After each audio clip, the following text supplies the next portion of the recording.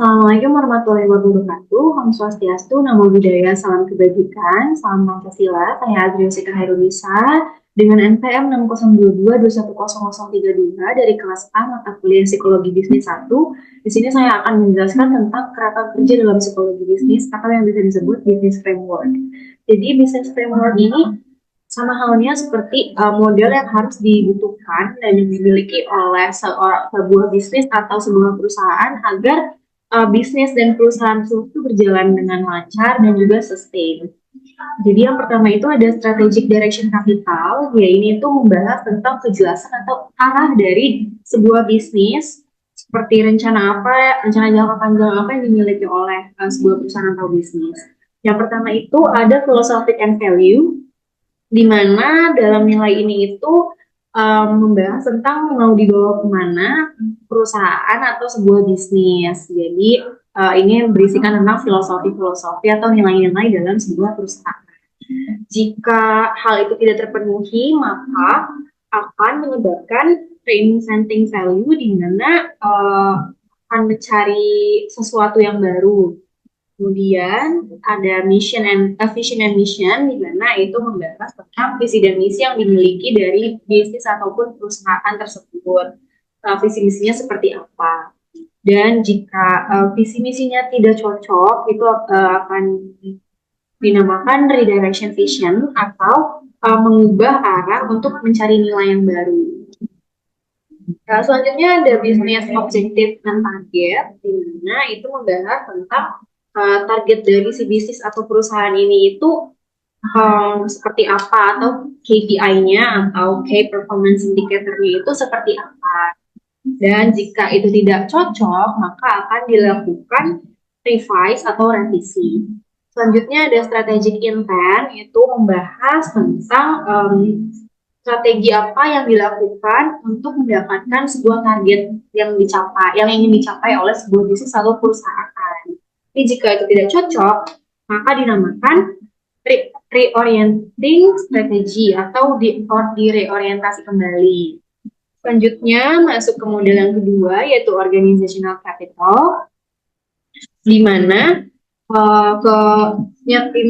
nilai ini yang mendukung visi dan misi, di mana itu seperti membahas tentang kekuatan organisasinya apakah mendukung.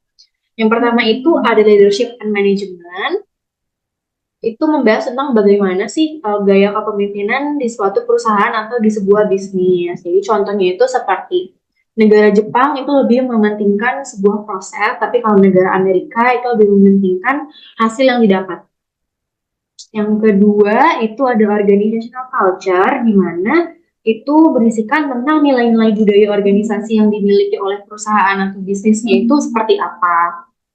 Contohnya seperti BUMN. Saat ini BUMN memiliki organizational culture-nya itu dinamakan akhlak. Selanjutnya itu ada infrastructure and management technology, itu maksudnya membahas tentang ada apa aja sih infrastruktur yang dimiliki oleh perusahaan atau bisnis yang dijalani. Terus selanjutnya itu ada knowledge and informational management. Itu tuh di mana individu itu dapat mengakses informasi yang dibutuhkan dan pengetahuan yang ingin dicari tahu tentang perusahaan atau bisnis agar individu dapat mempelajari tentang si perusahaan tersebut. Contohnya tuh seperti di Universitas Pancasila itu memiliki LMS, di mana mahasiswanya itu dapat mengakses informasi-informasi yang dibutuhkan untuk membantu masa perkuliahannya. Nah, tapi jika beberapa aspek tadi itu tidak cocok, maka akan dilakukan revitalize organizational capital, di mana artinya itu direvitalisasi, seperti direvitalisasi alatnya jika komputernya sudah tidak memadai akan diganti. Selanjutnya ada human capital, yang ketiga itu human capital. Di human capital ini itu bahas tentang SDM-nya yang menjalani sebuah perusahaan atau bisnis, jadi yang bekerja pada bidang itu, yaitu adalah manusia. Dan di human capital ini membahas tentang kompetensi dalam framework itu harus menyentuh level IDFS. IDFS itu ada individual competence, ada teamship competence, ada organizational competence, ada societal and environmental competence. Jadi untuk individual competence itu tuh membahas tentang apakah orang tersebut itu kompeten secara individu untuk melakukan tugas-tugas yang diberikan. Yang kedua itu ada teamship competence, di mana tuh individu tuh bukan hanya bekerja sendiri dalam perusahaan itu, individu tidak hanya bekerja sendiri, tapi juga dilihat bagaimana individu itu dapat bekerja di dalam tim. Yang ketiga itu ada organizational competence, di mana kompetensi yang dimiliki di organisasinya. Jadi kalau di bidang SDM pasti memerlukan bidang marketing. Bidang marketing membutuhkan bidang keuangan, dan juga bidang keuangan membutuhkan bidang produksi. Nah, kalau itu semua berjalan dengan baik, maka bisnisnya juga akan berjalan dengan baik. Jadi di organizational competence-nya lebih ke memahami dan tahu target marketing itu apa, target finance itu berapa, walaupun diri individu itu tuh bukan di bidang itu, misalnya individunya itu ada di bidang SDM, tapi sebagai karyawan yang baik kita juga harus tetap mengetahui target-target dari semua bidang di perusahaan tersebut. Yang terakhir itu ada societal and environmental competence. Jadi dia itu membahas tentang kemampuan bermasyarakat si individunya. Jadi bukan hanya kemampuan individu dan teamship aja, tapi dia juga peduli tentang lingkungan di sekitarnya gitu. Apakah di lingkungan itu tuh ada masjid ataupun ada majelis taklim dan sebagainya.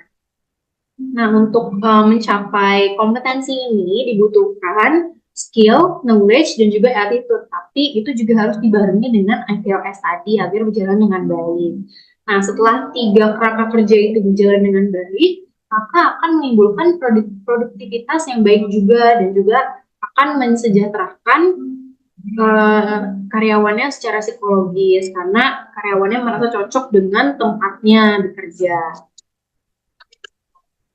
Setelah itu,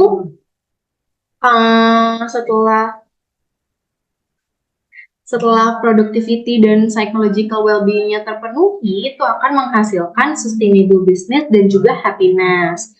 Tapi walaupun sudah sustain ataupun sudah mencapai kesuksesan, pasti akan selalu ada external forces yang mempengaruhi. Contohnya itu seperti inflasi, perang, dan lain-lain. Jadi harus memiliki feedback. Jadi external forces itu apa? Jadi external forces ini tuh sebenarnya masalah subjektif. Dia tuh kayak tekanan dari luar yang berdampak pada bisnis atau perusahaan yang dijalani. Contohnya itu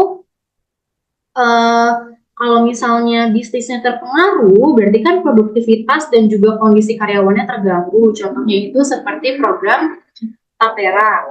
Itu tuh pasti akan berdampak pada psikologis karyawan karena gajinya yang didapatkan itu menjadi lebih sedikit karena potongan-potongan dari kebijakan yang baru. Sekian penjelasan dari saya, kurang lebihnya mohon maaf. Assalamualaikum warahmatullahi wabarakatuh.